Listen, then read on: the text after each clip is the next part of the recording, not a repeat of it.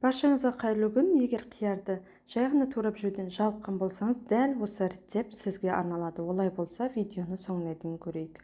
Бізге ол үшін осылай жуып тазартып алған қияр қажет болады. Керексіз жерін алып тастап, осылай аршығыштың көмегіменен жұқалап турап алатын боламыз.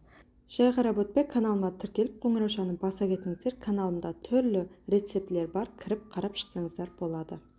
Бізге енді осындай өзімізге ұнаған кез келген көкжеп түрлері жарай біледі. Менде бұл жерде укроп, петрушка және кинзаны барлығын осылай ұсақтап турап алдым.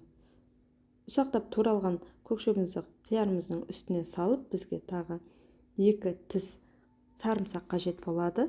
Осылай үккіштен өткізіп алатын боламыз.